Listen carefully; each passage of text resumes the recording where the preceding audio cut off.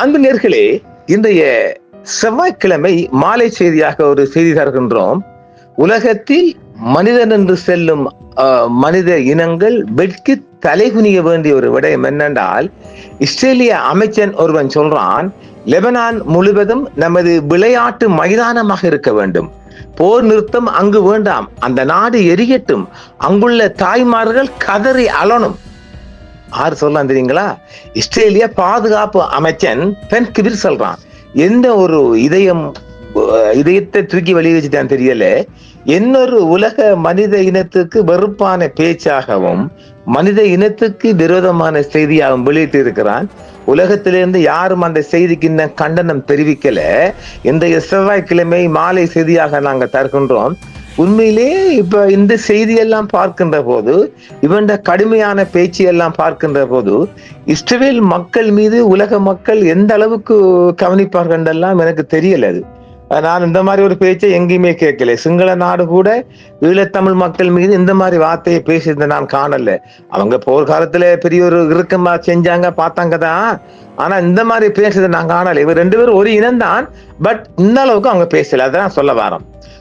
Benjamin நெதன்யாகுவின் கடும் போக்கு அமைச்சரவையின் முக்கிய உறுப்பினரான இஸ்ரேலிய பாதுகாப்பு அமைச்சர் இடாமர் பென் கிபிர் லெபனானில் எந்த ஒரு போர் நிறுத்தத்தையும் நிராகரிக்க அழைப்பு விடுத்துள்ளார். மேலும் அந்நாடு முழுவதும் இஸ்ரேலின் விளையாட்டு மைதானமாக இருக்க வேண்டும் என்றும் அவர் அறிவித்துள்ளார். லெபனான் முழுவதும் நமது இலக்காக இருக்க வேண்டும் என்றும், லெபனானில் போர் நிறுத்தத்திற்கு இஸ்ரேல் ஒப்புக்கொள்ள முடியாது என்றும் பென் கிபிர் நேற்று தெரிவித்ததாகவும் இந்த செய்தி இன்றைக்கு தான் வெளியாக இருக்குது.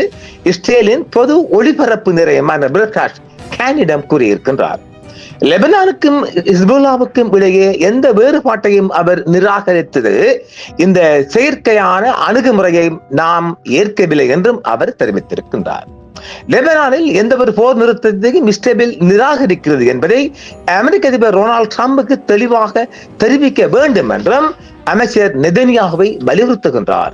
ட்ரம்ப் ஒரு உண்மையான நண்பர், நாம் அவரை மரியாதையுடன் நடத்த வேண்டும் என்றும் அரவணைக்க வேண்டும் என்றும், ஆனால் லெபனானில் போர் நிறுத்தத்திற்கு எங்களால் ஒப்புக்கொள்ள முடியாது என்பதை நாம் அவரிடம் கூற வேண்டும் என்றும் பென் கிபிர் தெரிவித்திருக்கின்றார். இந்த செய்தியை நெதன்யாகு டொனால்ட் ட்ரம்பிடம் தெரிவிக்க வேண்டும் என்றும் ஒரு கோரிக்கையாகவும் இந்த கென் செய்தித்தளம் மூலம் கேட்டிருக்கின்றார். அது ஒரு ரேடியோ பிராட்காஸ்டிங். முடிவுகளை எடுப்பவர்கள் நாங்கள் தான், மேலும் எங்கள் வீரர்களுக்கு நல்ல பலன்களும் கிடைக்கின்றன என்று அவர் மேலும் தெரிவிக்கின்றார். என்ன மனித வேட்டையாளர் நல்ல பலன்?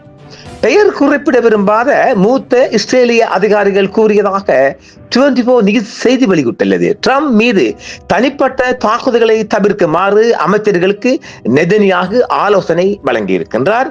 முன்னதாக பென் கிபிர் லெபனான் முழுவதும் எரிய வேண்டும் என்றும், ஒரு இஸ்ரேலிய தாயின் ஒவ்வொரு கண்ணீருக்கும் 1000 லெபனான் தாய்மார்கள் அழ வேண்டும் என்றும் அவர் சொல்லி இருக்கின்றார்.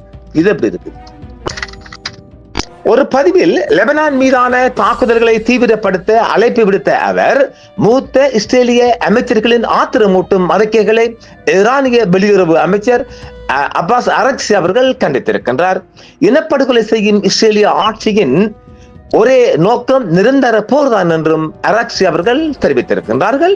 பெய்ரூட் நகர பகுதிகளை தரைமட்டமாக்குமாறு நெதன்யாகுவை இஸ்ரேலிய அமைச்சர் பென் கிபிர் வலியுறுத்தி இருக்கின்றார். அரபு நாடான லெபனானுக்கு எதிரான தனது ஆக்கிரமிப்பை இஸ்ரேல் தீவிரப்படுத்தி வரும் நிலையில் லெபனான் தலைநகரின் புறநகர் பகுதிகளை தரைமட்டமாக்குமாறு பாதுகாப்பு அமைச்சர் பென் கிபிர் நெதன்யாகுவிடம் அழைப்பு விடுத்திருக்கின்றார். அமெரிக்காவுக்கும் ஈரானுக்கும் இடையிலான புரிந்துணர்வு ஒப்பந்தம் மற்றும் லெபனான் எல்லையில் இஸ்ரேலிய ஆக்கிரமிப்பை முடிவுக்கு கொண்டு வருவதில் அதன் தாக்கங்கள் குறித்து இஸ்ரேலுக்குள் வளர்ந்து வரும் சர்ச்சைகளுக்கு மத்தியில் பென் கிபிர் இந்த கடுமையான எதிர்ப்பை வெளியிட்டிருக்கின்றார். ஈரான் மற்றும் அமெரிக்க அதிபர்களால் கையெழுத்திடப்பட்ட புரிந்துணர்வு ஒப்பந்தத்தின் முக்கிய அங்கமாக லெபனானில் இஸ்ரேலிய தாக்குதல்களை நிறுத்துவது உள்ளது. பேச்சுவார்த்தைகள் ஈரானிய அதிகாரிகளால் மீண்டும் மீண்டும் வலியுறுத்தப்படுகின்றது.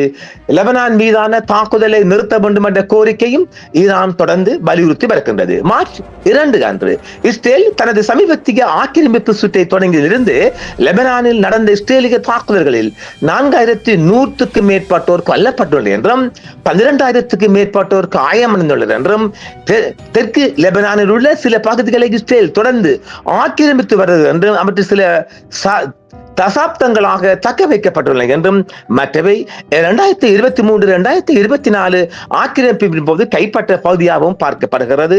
ஆக ஒரு கொடிய மனம் கொண்ட பேச்சாக இந்த பேச்சை நாம் பார்க்கலாம்.